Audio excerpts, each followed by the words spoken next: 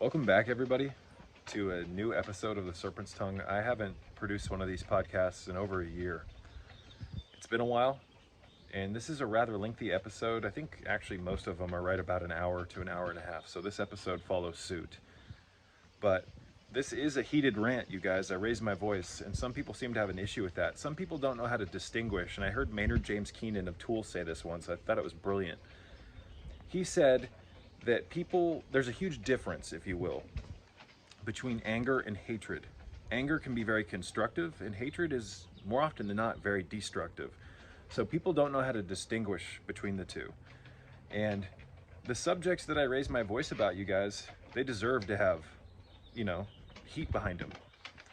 This world is going in a downhill spiral. And if you can't see that, it means you're not paying attention. It doesn't mean I'm nihilistic. It doesn't mean that I have no hope. I have a ton of hope. But guys, in order for us to fix the problem, we've got to become aware of the problem, because you can't apply an antidote if you don't know what the poison is. Catch my drift? So, to be honest, I really don't even care if people have a problem with these messages. It is what it is. Everyone's entitled to their opinions. So let's just get right into it.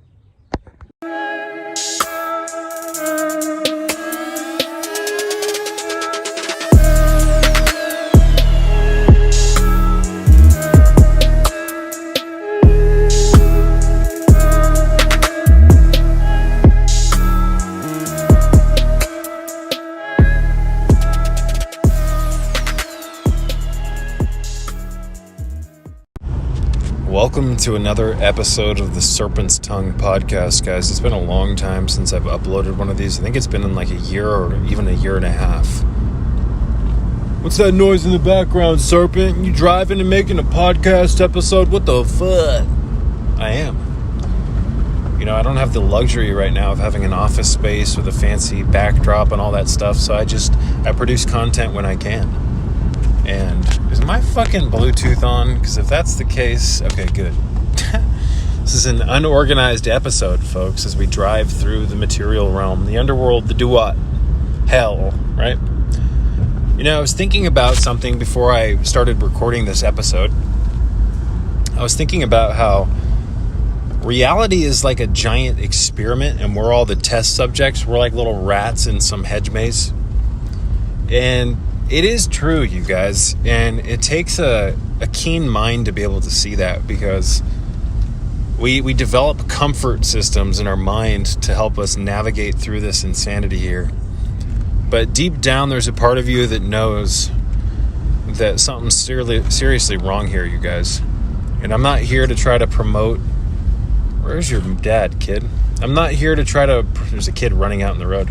I'm not trying to promote a fearful message here. In fact, I'm trying to... In essence, you guys, I don't talk about these hardcore truths often on this channel to promote fear. I talk about these things to try to empower you. Because if you're not aware of the poison, you can't apply the antidote. That's just the way it is. If you don't know what you've been poisoned with, you cannot apply the antidote. And the poison is something that many people refuse to look at, to acknowledge, to try to uncover. So, I've said it once and I'm going to say it again, and I don't want to rehash this too much, folks. By cleaning up your act, by cleaning up what you eat, by taking some personal responsibility with yourself, you can nourish your organs differently than you've been nourishing. Well, not just your organs, your entire body, your connective tissue, your fascia, etc. You can nourish yourself in a way that you are not accustomed to. There's a good chance that many of you, I'm not pointing my fingers at all of you, but there's a good chance that a handful of you guys, a large majority, you haven't been eating as well as you should be. And if you start to eat even 50% better than you have been, you'd be surprised at the changes that can happen.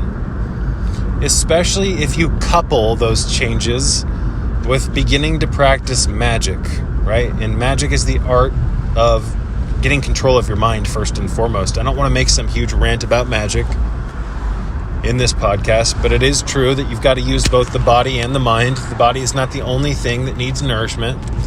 The mind needs to be used and stimulated and exercised just like a muscle does. And that's not something that's really talked about, especially in the alternative health community, right?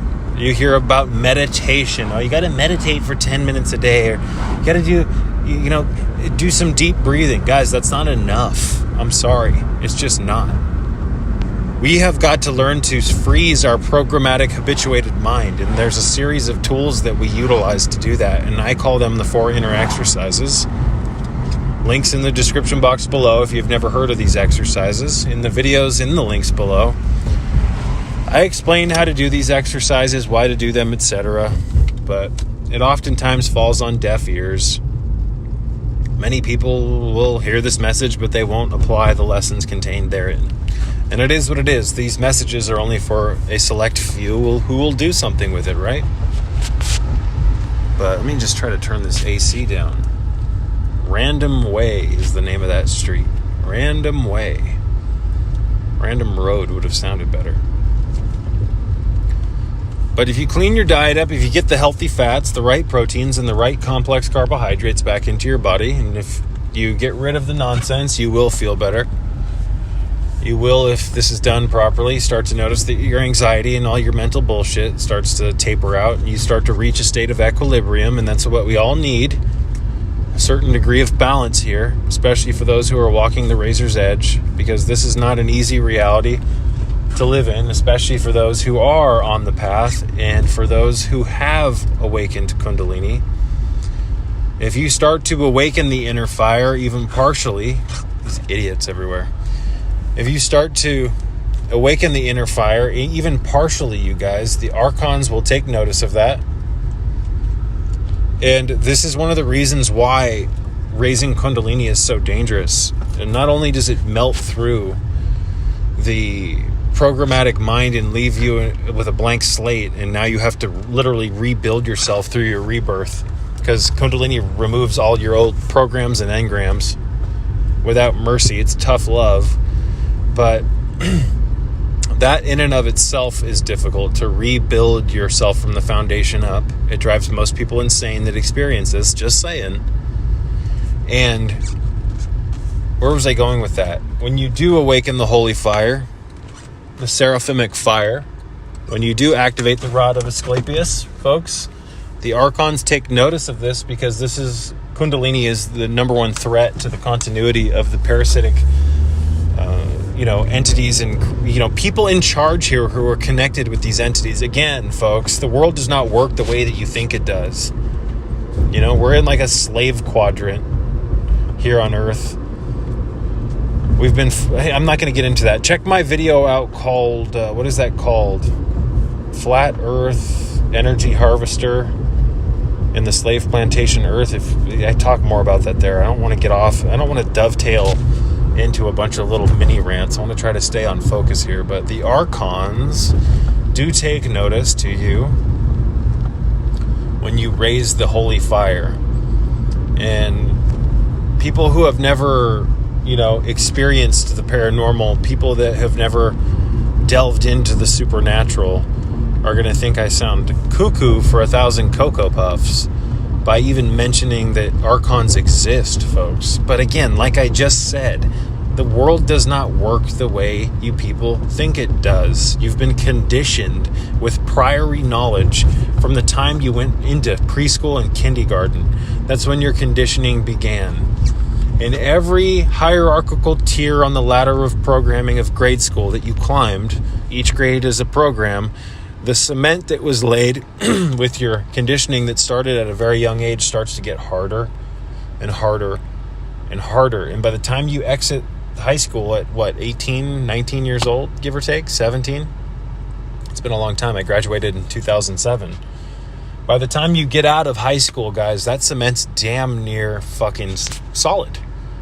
And that's symbolized, I've said this once and I'll say it again, by the throwing of the tassel over the Masonic square that you wear on your head when you graduate. That stupid little fucking cap. And then you take that cap and you throw it up in the air, which represents just letting your mind go. It's a ritual, guys. Do you not see this? It's a ritual. You see, the people in charge here are very ritual based. They're very into, it strongly appears, ritual, sacrifice, rituals in general, numerology. What is the other? Gematria, excuse me. You guys should check out Dr. Gassar's video on BitChute. I don't think you can find it anywhere else. It's not on his public YouTube channel. Go to BitChute and type, it's called Deciphering the Matrix, I think. I think that's his channel over on BitChute. And watch, it's like an hour and a half, maybe it's a little more, maybe it's a little less. It's a video on gematria and how names, words, have numerical value. And the people, not only numerical value, but the numerology of it represents or points in a certain direction. I'm not an erudite on this, certainly, and he knows a hell of a lot more about it than I do. So I'd highly suggest going and checking that out. 1 second, guys. I'm responding to Heather.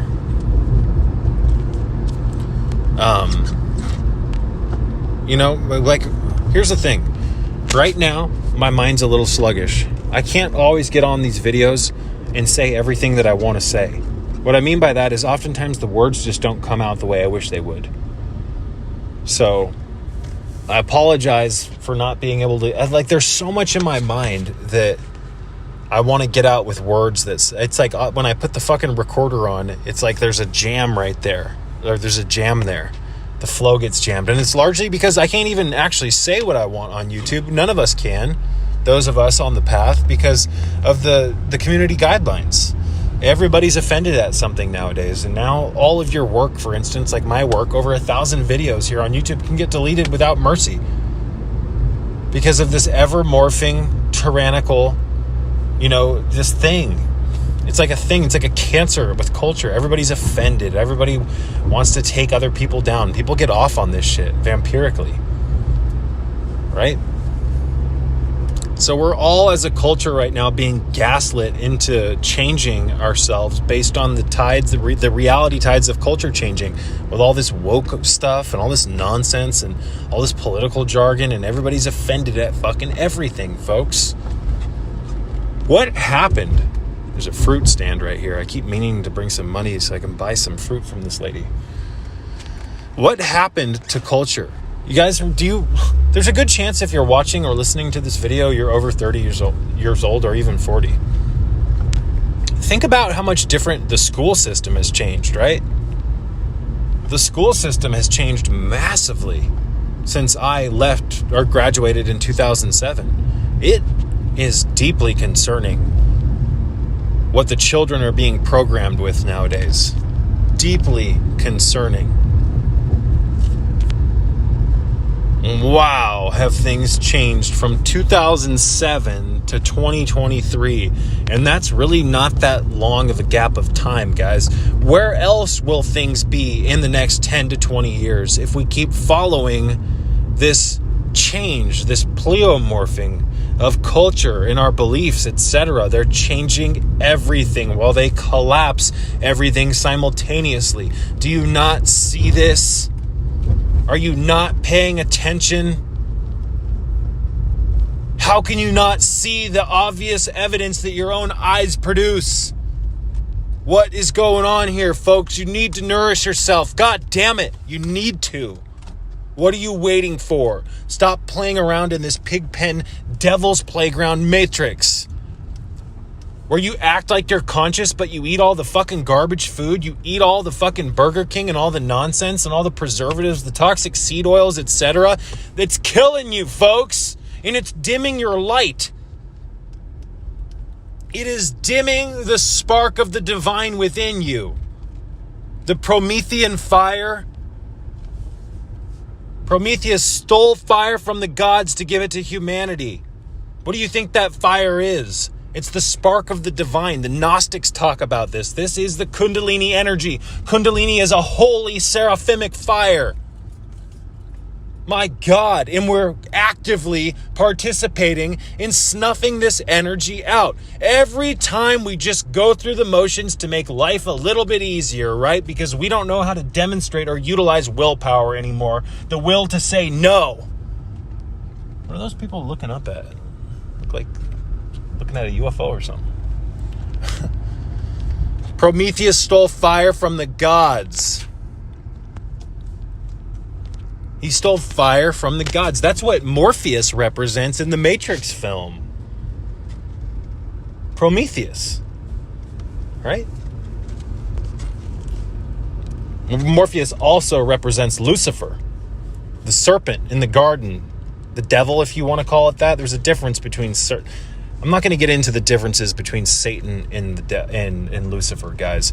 But Morpheus largely represents the Luciferian energy that the serpent brought into the garden of mind control, which was Eden, that Yaldabaoth was controlling, right? The demiurge, cosmic creator. That's what the Greeks referred to the demiurge as. And just like in the Bible, right?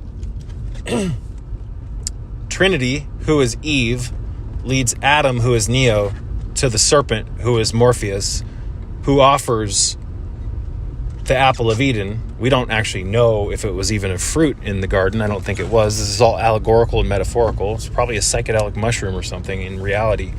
But what happens? Eve leads Neo, Trinity, Eve, leads Neo, Adam, up the spiral Masonic staircase to the top to meet Morpheus, who offers the red pill, which is the forbidden fruit of Eden, that waketh thy mind up to the truth, right? Now, if you pay attention to the Matrix film, instead of just chewing on your popcorn and whatever, if you pay attention to the Matrix film, the first one, which is the best, the new one sucks. When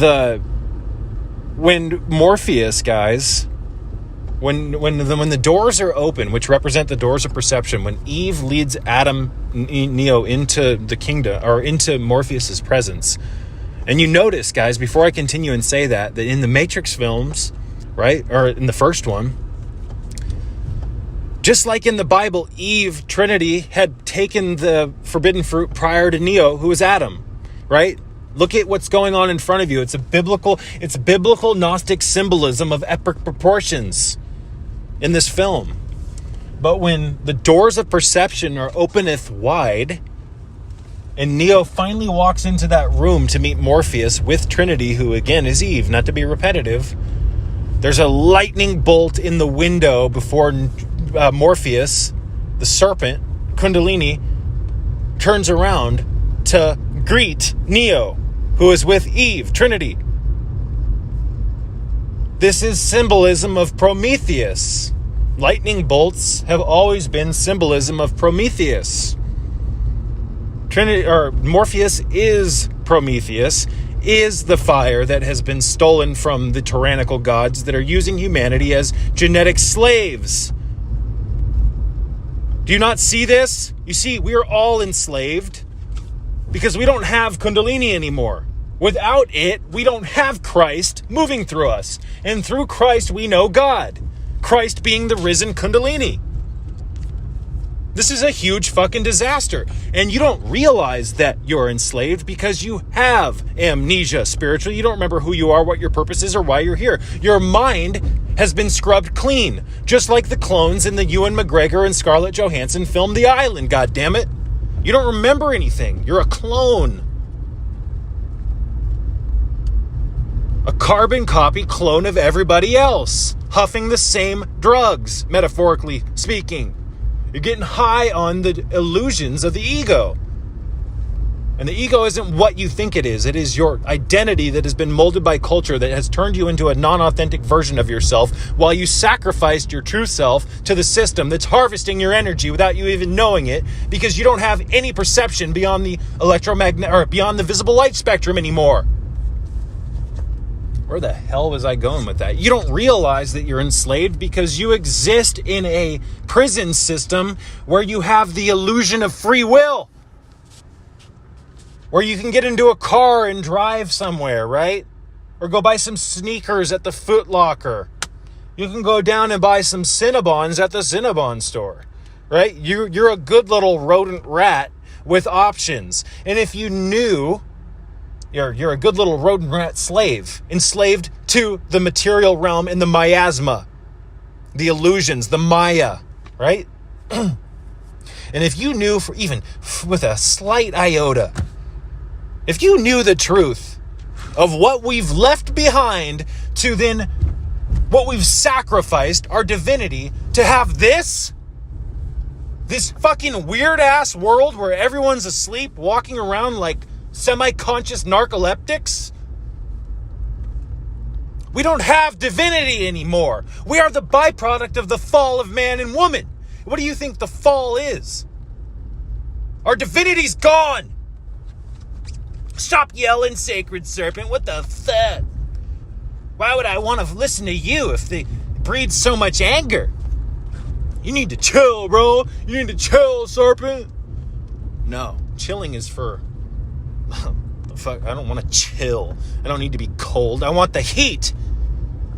I want ether, Promethean fire, Luciferian energy that's anointed with Christ. You see, you've been so fragmented that you can't even see the allegorical symbolism of the opposing factions in biblical text. That Christ is Lucifer, Lucifer is Christ. But you don't know anything about Gnosticism in the original Nag Hammadi scriptures. You don't know anything about the origins of Christianity. You follow your programmatic, habituated, stupid-ass King James Version. Or whatever it is that's been handed down for hundreds of years through the corrupt kings and queens to use this text as a fear-based mind control tool to steer people in a certain direction, to keep them away from the truth. You don't know how to read between the lines anymore because your sanity's gone. Your intuition's gone. Your internal compass has been decalibrated, right? You got to nourish yourself first and foremost in tandem with the inner exercises and the shamanism and the sorcery and using the certain sacraments. I'm not going to get into that in this video because God forbid I suggest something that goes outside of the norm.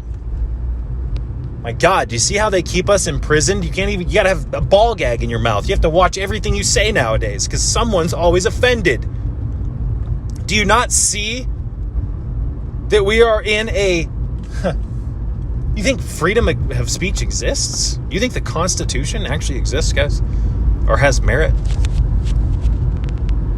My God, I gotta respond one more time to Heather. 1 second, guys.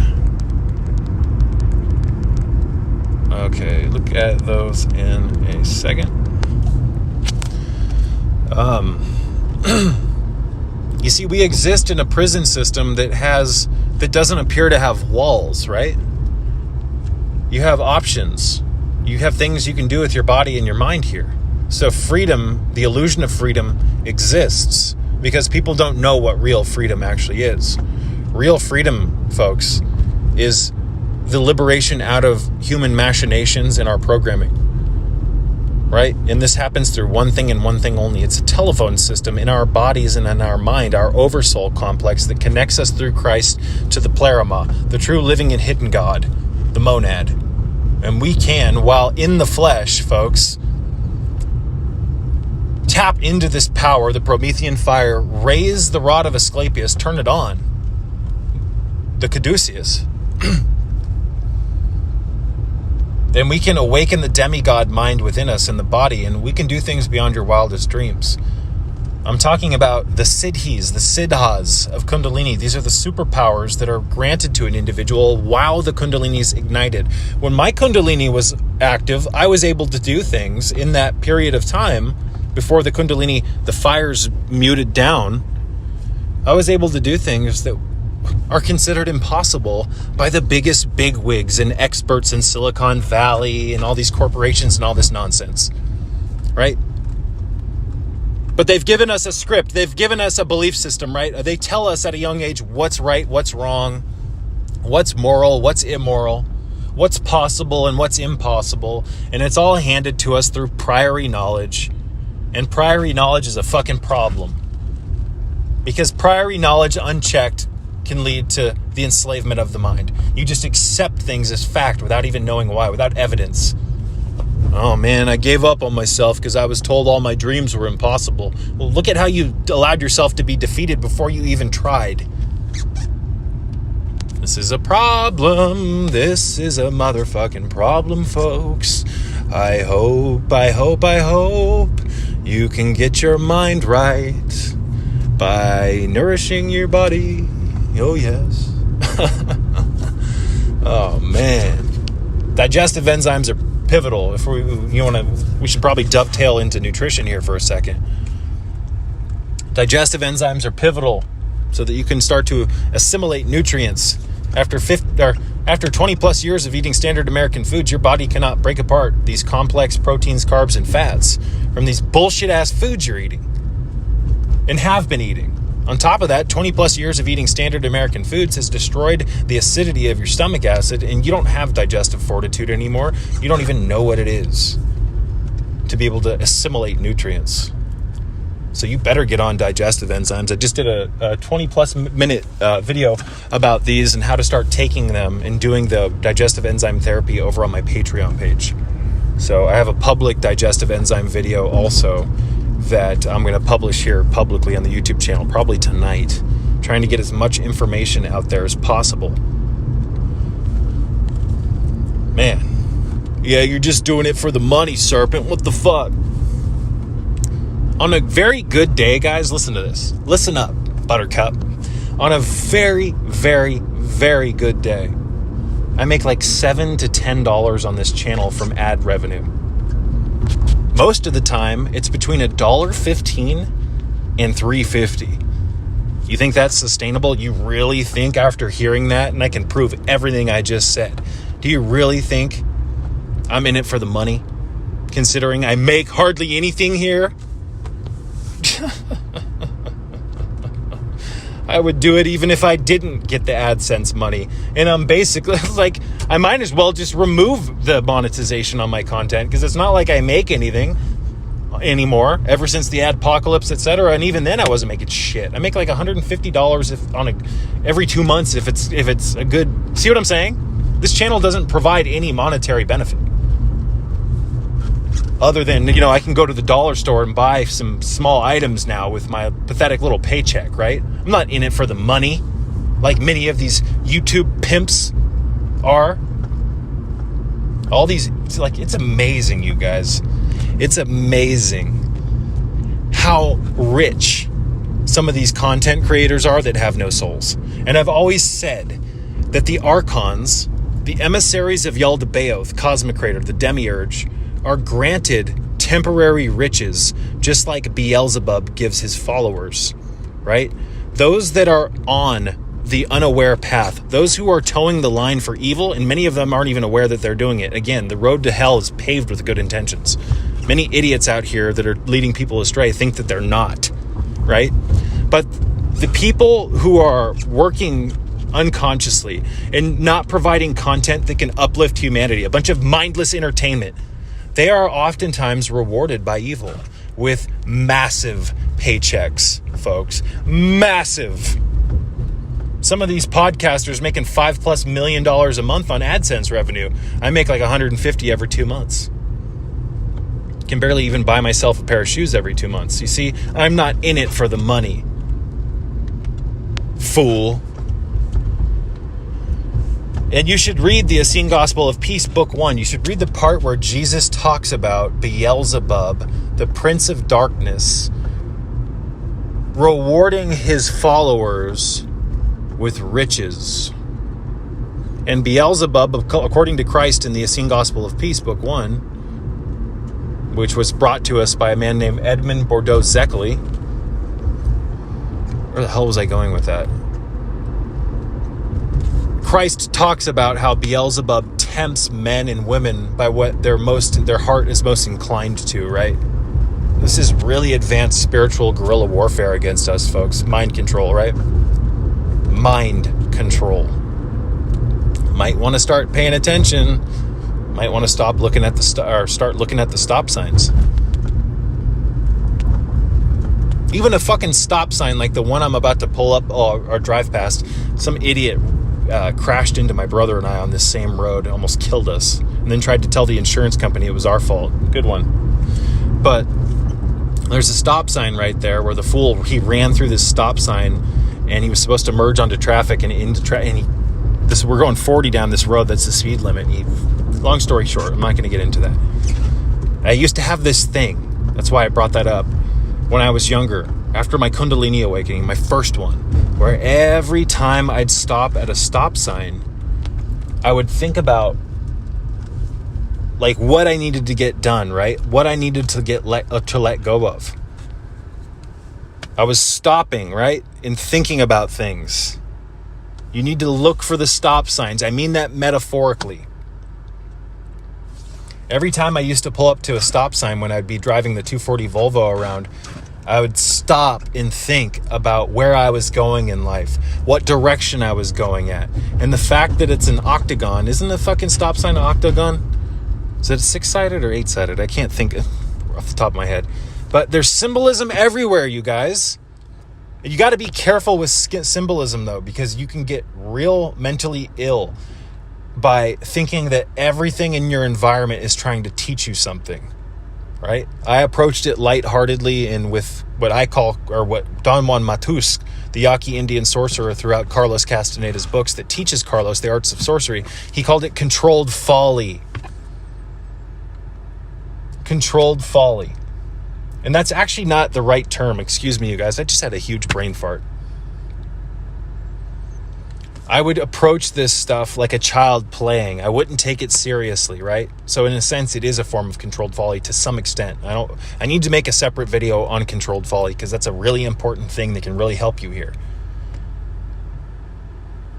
But when you start thinking that everything in your environment is trying to teach you something on a spiritual level, and this is common with people post-Kundalini awakening, it can drive you insane. So, but again, you got to stop sometimes and really think. That's something that we do not do enough. We are constantly in motion. The water is constantly falling down the waterfall here in hell, the underworld, the duat, right? The material realm, the matrix.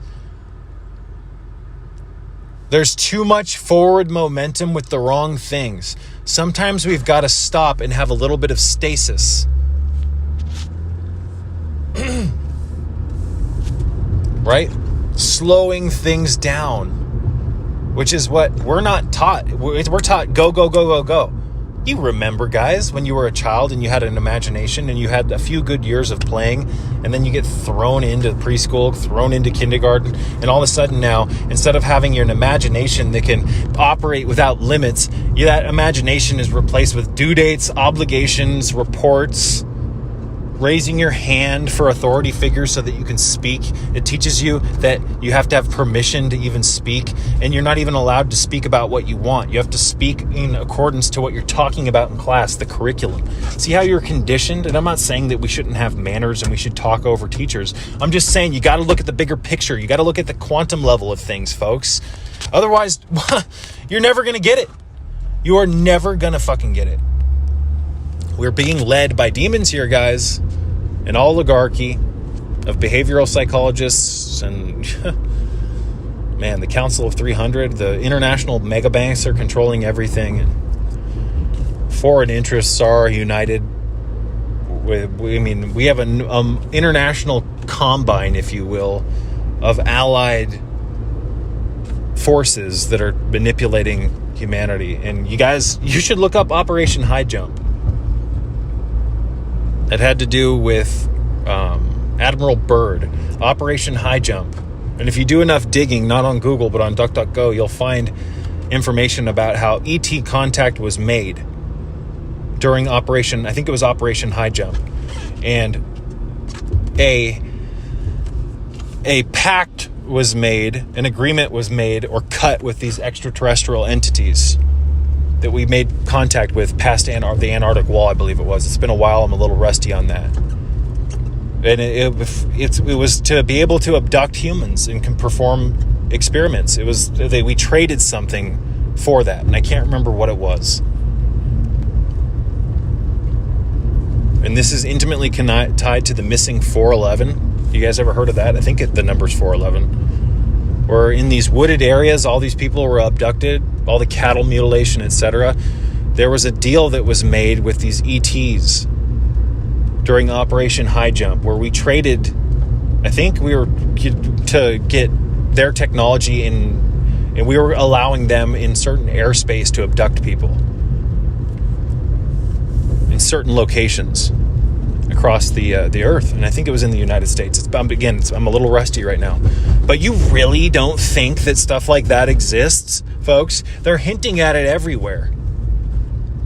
But again, you've never had an experience to validate the potential reality of this stuff.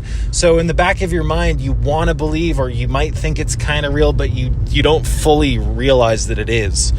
You've got to reach out beyond your normal capacity. And you have to have unbending will and intent if you want to be given glimpses of the truth, so that you can start to put the pieces together and realize what's actually going on here, guys. If you try hard enough with enough heart, you will uncover secrets. Your body and your mind will oftentimes grant you those secrets by way of Gnostic revelation. Your body and your mind is a pharmaceutical warehouse of divine psychedelic chemicals, etc.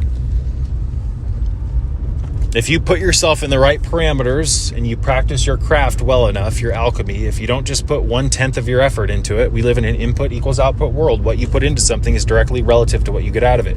If you put the work in, guys, and you claw at the doors of wisdom till your bones puncture through your skin and blood stains the wood grain on the door, if you continue to claw at the doors of wisdom, they will eventually open, whether by them opening or by you punching through and staining that wood with your blood. I'm speaking in metaphor here. Your blood that you spill is the sacrifices that you make, constantly saying no to the voice saying that you can't do it, or you can't figure this out, or da-da-da-da-da. See what I'm saying? I don't mean it literally. I mean it figuratively, metaphorically, and allegorically. You have got to claw at the doors of wisdom, which have been shut. What are the doors of wisdom? They're the doors of perception. What is that? My God, you guys, you only exist in the visible light spectrum. You have to reach beyond the visible light spectrum. In Serpent's, this is a deep occult secret that no one else is talking about. Serpent's can help you achieve this. Serpent's. So I'm not necessarily suggesting that you go out and you buy yourself a ball python, because there's a method for getting a python. You can't just, an idiot just can't go to Petco or to a store and get a ball python and think that it's going to perform Shaktipat on your chakras. And they can. Shaktipat is the awakening of Kundalini. You don't go to a guru to have Shaktipat. You go to the Serpentine kingdom. They exist in a realm beyond that of the ordinary. The ordinary being the stupid little reality that we've been habituated to think is normal. Our senses operate within the confines of the visible light spectrum. But you can't just go out and get one of these and think that it's going to perform Shaktipat on you. There is a considerable amount of forward momentum and will and intent that has to have been put forward and sustained, like billowing and fanning the flames of a fire. If you have not been putting the logs on the fire to ignite your gnosis, etc., if you have not been putting your entire heart into it, you will not succeed, folks. Your desire for wisdom has to be stronger than any other urge in your body. Every cell in its intelligences and its memories, the mitochondria, the organelles, the genetic information in your cells, has to fully be saturated with your unbending will, with your unbending intent to awaken or open the doors of wisdom, which are the doors of perception. When the doors of perception are blasted wide open, you can now exist beyond the visible light spectrum. This is where all the magic lies. This is where you see your 1,000 layers of your energy field that's connected to the eagle's emanations by way of the assemblage point. You can also see where you're being vampirized royally. You see, just like the flyers in the active side of infinity, another one of Castaneda's amazing books, the flyers, you guys, the flyers are a group of non-corporeal, non-physical, non-organic entities that exist in this dimension that we cannot see. They chose this realm to feed on human energy, which is worth more than its weight in gold, worth more than the most valuable, precious, opulent gems. I mean, come on, guys. The Flyers chose this reality to prey on human beings because they realized that human beings' perception couldn't see beyond the visible light spectrum, and they just so happened to exist in those realms of existence outside of the visible light spectrum. So we're now being fed on archons that we can't even see them. Perfect food source. You think you're at the top of the food chain? You're in the lowerarchy. There's stuff feeding on you constantly. And on top of that, and to add insult to injury, many of us have been conditioned to have negative thoughts. We always think poorly about ourselves, right? Yet we're so willing to try to make other people feel good. You should work first and foremost on making yourself feel good, ladies and gentlemen. My God. Have you ever thought about that? Have you ever thought about the sustained friction of negative thinking about yourself, what that does to you? That can even create what's known as a servitor, a non-physical, mentally created egregoric entity that it was created by the sustained friction of your own negative bullshit, because thoughts are things, feelings are things. What are you talking about, sacred serpent? All there is here is the physical, bro. All there is the physical. My God. What I'm serious, Serpent. I'm serious, Serpent. The scientists, haven't even been able to validate reality that's non-physical and anything beyond the physical. Bullshit.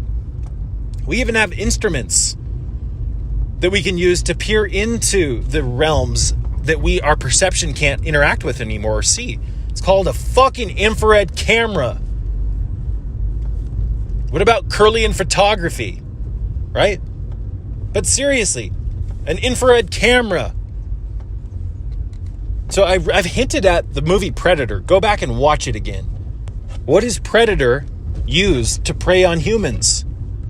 Infrared. Oh, he exists. He sees an infrared, right? And Predator is one badass motherfucking reptilian. I, unlike many people, don't buy into this idea that reptilians are evil. How would you even know? You've never had an experience with reptilian energy. I have multiple times. Kundalini is a reptilian energy. It's a christened form of reptilian energy. It's reptilian energy that's merged with angelicism, right? They hint at this in the symbol of the Baphomet. But you think the Baphomet, the goat of Mendez, is evil because of your conditioning. You think that just because something looks evil or demonic, that it is. You have no capability to think outside your box. So then you judge things that are actually potent tools for your own growth through symbolism. Fools! Look at the Baphomet's chest. It's covered in scales, reptilian scales. He holds a caduceus in his torso. 2 serpents. He has cloven hooves, but angel wings. It's called the beastly flesh merged with the angelic. It's a diagram of you. My God. This is embarrassing as fuck to be part of the human species. And I almost in a way sympathize with Predator, you guys. I think Predator's a badass motherfucker. And the symbolism in that archetype can be used to your benefit if you're not afraid of it. And everybody's afraid of anything that looks evil because they're unwilling to look beneath the surface, right? And how judgmental, how prejudiced that actually is, right? You judge things that you don't even understand. You're all talking about freedom, equality and not judging, yet you judge everything unknowingly. You've been turned into a useful idiot. A food source for the non-visible. You better keep an eye out for my documentary called Parasite. And I didn't spell it Parasite, P-A-R-I. What am I saying? I didn't spell Parasite the traditional way in my documentary, which is P-A-R-A-S-I-T-E. I spell it P-A-R-A-S-Y-T-E. Y-T-E. To distinguish or differentiate the differences between physical parasites like worms and tapeworms, stuff that gets in us, and the etheric parasites that are feeding on us, the archons, right? The flyers. Parasyte. The documentary is called Parasite. It's going to be available soon.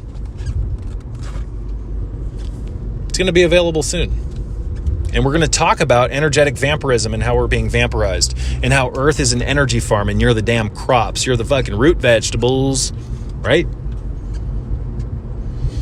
But you don't know that you're being vampirized because you don't have a reference point to see that you are, right? And we're being vampirized on the layers of ourselves that we no longer know even exist. You see, your body is surrounded by thousands of layers of sacred geometric patterns, a lattice work of crystalline sacred geometry that's connected to you. How would I explain this to you guys? It's connected. It's part of the cerebral spinal system.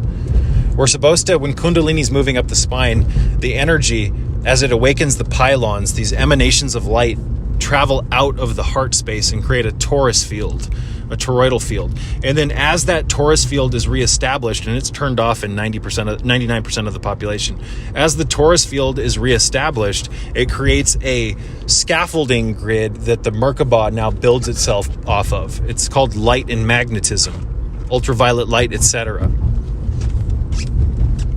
These parts of ourselves are no longer working. We don't even see them. And why? It's because our battery's being drained.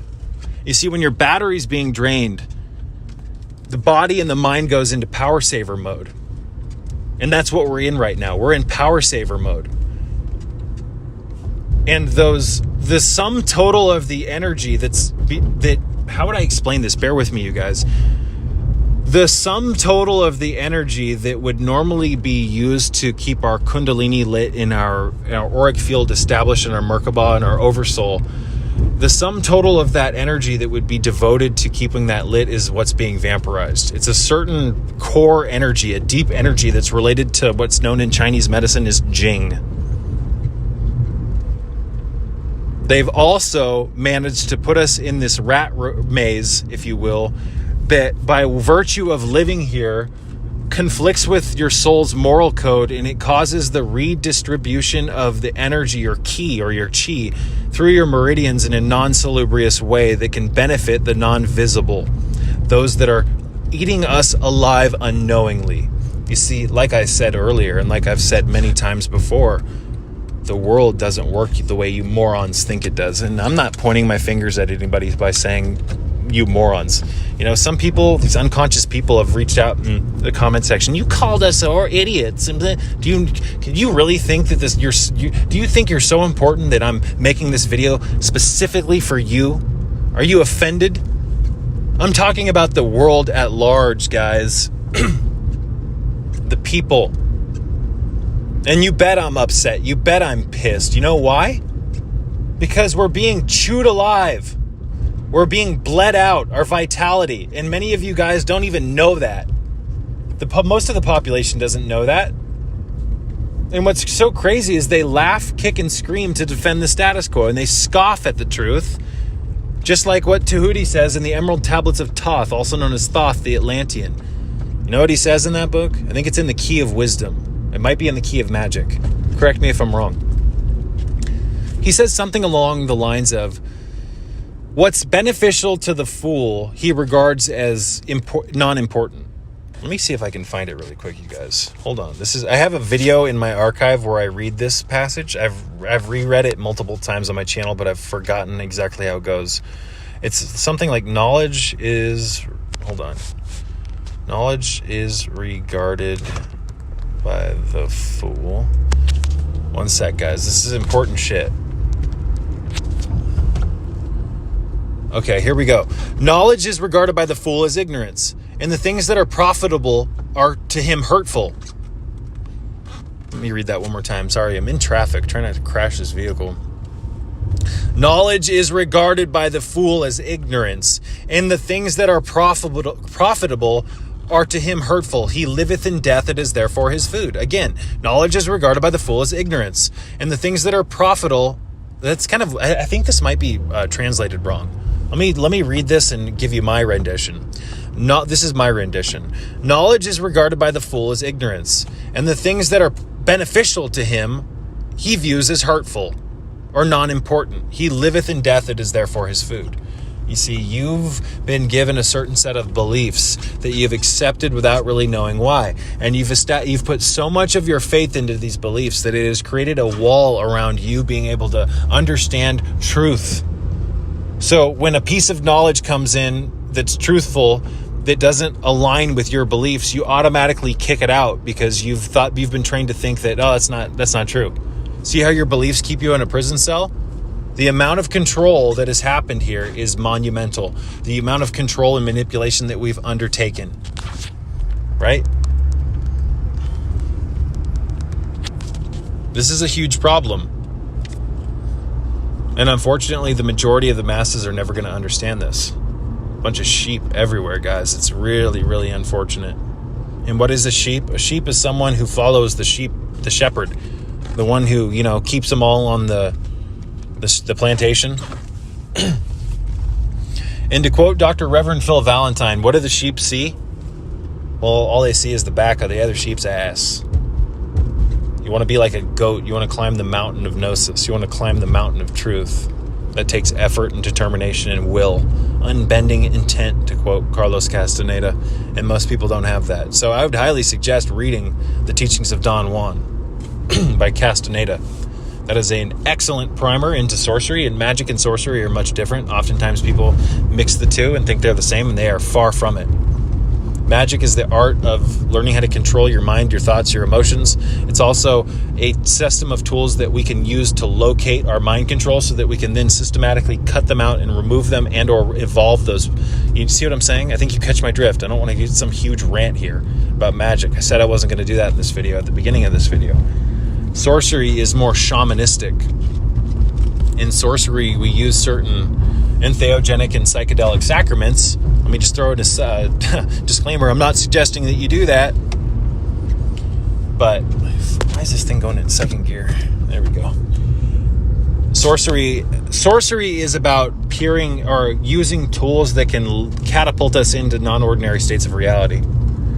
And in interacting with these non-ordinary states of reality, which is very dangerous to the fragile mind of the conditioned, we can get a bigger view of the truth. There's all sorts of stuff going on here, guys, that you'll never be aware of unless you do start to enter into non-ordinary states of reality. And even then, you guys, we're like a drop of water in an infinite ocean, right?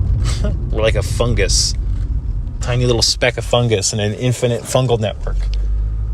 What I'm trying to say by saying that is I'm not trying to make you feel small. I'm trying to make you see the vast infinites of this all, and we are a part of that. And through awakening the twin serpents, the medular channel, the solar and the lunar channels, the Ida, the Pingala, Eve and Adam, Samael and Lilith, these two channels, by awakening Kundalini, you now, instead of swimming in that ocean and being taken by the current, you now have a boat to be in with a motor or a sail, and you can steer. Like without Kundalini, you don't have Christ. Christ is just, you guys, Christ is the proper flow of divine energy through the body and what it does to the mind. You've been taught to look outside for Christ, right? And pray to Christ outside of yours. This whole thing is a fucking mess. Excuse me. This whole thing is a fucking mess, ladies and gentlemen. So we're just going to go a few more minutes and then I'm going to wrap this one up. So digestive enzymes, get on them. So that way you can actually break apart nutrients. It's my estimation that 50% or more of the foods people are eating are not being absorbed by people because they're not taking them with these foods with digestive enzymes. And after years of eating the standard American foods, your body doesn't have the digestive fortitude to rip apart these complex proteins, etc., break apart the chemical bonds that hold these proteins together by way of amino acid connection. You're not digesting shit. And therefore, I don't care how healthy your diet is on paper, if you can't assimilate your nutrients, you're going to be undernourished. So digestive enzymes are absolutely pivotal. Not a whole lot of people are talking about how important these are. I've never heard anyone talk about them the way I do. I've been using these for years. Things like pancreatin, which you can get at the fucking dollar store for $1.35. And I think you get 10 of them. So for under $5, you can get 30 of these, a month supply. If you want to try these and you don't have a Dollar Tree, let me know and I'll get you some. Just pay the shipping and cover the cost of the enzymes. But that's going to be like $7. So you might as well just go onto iHerb or go into my Amazon store. Links in the description box below. Pick up some fucking bromelain, which is a pineapple enzyme. It's extracted from it. It helps primarily break down proteins, but it does help break down fats and carbs as well. You're going to feel so much better with digestive enzymes. Your stomach's going to be flat after a meal, and you're going to feel like you're getting more from your food, and you're going to see that mirrored or reflected by your skin. Your skin is a communicator of what's going on the inner world of your body, your organs, etc. And the digestive enzymes, you're going to extract nutrients from your food. So if you take collagen, which I do almost daily, types 1, 2, 3, 4, and 5, you're gonna feel the collagen being woven into your skin differently than if you don't take it with a digestive enzyme. You eat chicken breast, take it with a digestive enzyme. Watch what happens. You mix proteins, carbs, and fats together in the same plate. You have to have a digestive enzyme until your body can produce these at sufficient enough rates endogenously for you to back off of the enzymes. Catch my drift? But for now, we need exogenous enzymes. It's a therapy. It's a protocol, guys. Take bromelain, 600 GDUs with every meal, right? And what I like to do is break it up into a powder and mix it into my Venom shake. I'll put links in the description box below if I can remember. If I don't remember to do it, just leave a comment and I'll link you the videos showing you how to make my Venom shake. I drink a Venom shake or an adaptation of it every fucking night, right? Sometimes I'll put raw bone marrow in it. Grass-fed, grass-finished bovine bone marrow. You want to rebuild yourself on the deepest parts of yourself physiologically? Well, bone marrow's full of stem cells, guys. It's full of bioavailable magnesium and other minerals. It's full of peptides and other beneficial pro-health constituents, especially for the skin, guys. We've been led astray. So again, I take the Venom shake, which has raw eggs, goat's milk, and there's a handful of adaptations of this shake. I've only shared one. I've shared the foundational recipe. But I take a bromelain tablet or a pancreatin tablet or whatever. Source Naturals has a great digestive enzyme complex. You just open the capsule and put it in the shake. You want to blend it with the banana and the fruit that's in the shake, right? And the raw eggs. And now the digestive enzyme, instead of just swallowing it whole and then hoping it dissolves properly with your food, you're going to spin it into your shake, which is nothing but pure surface area and liquid. This is going to broom through your digestive system much differently than it would if you took it without, or just, again, if you just swallowed it whole, right?